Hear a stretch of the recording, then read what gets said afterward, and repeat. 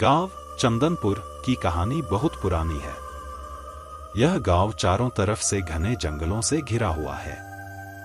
लोग कहते हैं कि इस गांव में एक पुराना और सुनसान हवेली है जिसे कालरात्रि हवेली कहा जाता है।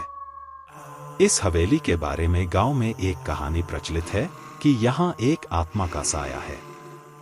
कई वर्षों पहले इस हवेली में एक औरत माधवी की मौत हो गई थी। कहते हैं कि माधवी का पति राघव ने उसे बेवफाई के शक में मार दिया था। उसकी आत्मा को शांति नहीं मिली और तभी से हवेली में अजीबोगरीब घटनाएं होने लगीं।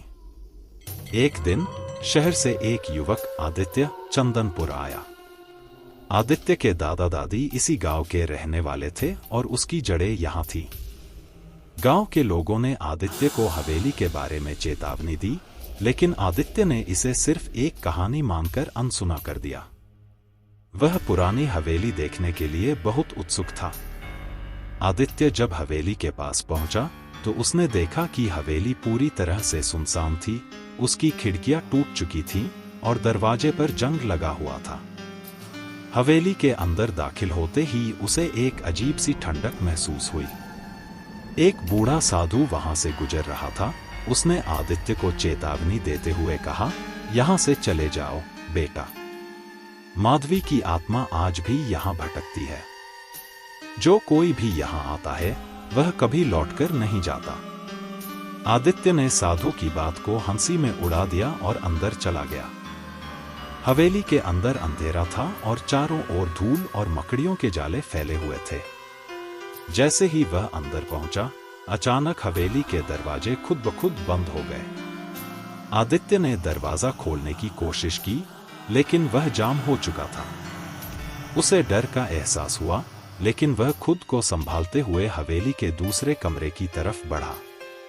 कमरे में एक पुराना आईना था जो शायद हवेली की दीवार पर कई सालों से टंगा था। अचानक आईने में उसे एक धुंधली परछाई दिखाई दी।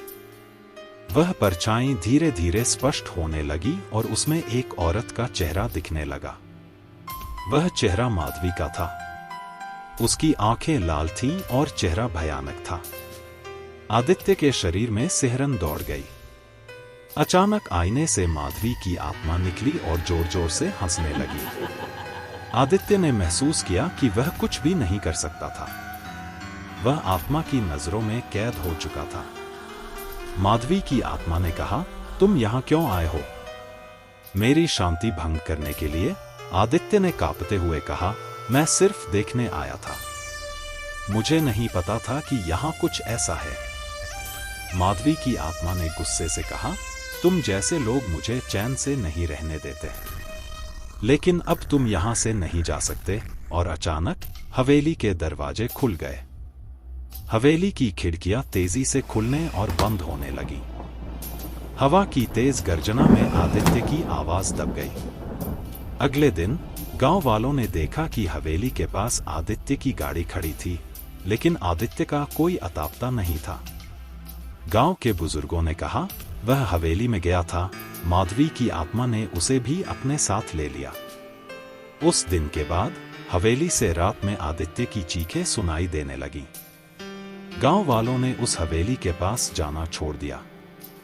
हर कोई जानता था कि हवेली में माधवी की आत्मा अपने बदले की आग में जल रही है और जब तक उसकी आत्मा को शांति नहीं मिलती, तब तक वह किसी न किसी को अपनी गिरफ्त में लेती रहेगी।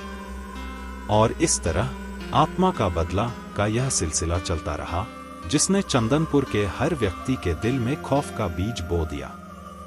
गांव में आज भी रात में हवेली से अजीब आवाजें आती हैं और लोग डर के मारे उस रास्ते से गुजरने से बचते हैं।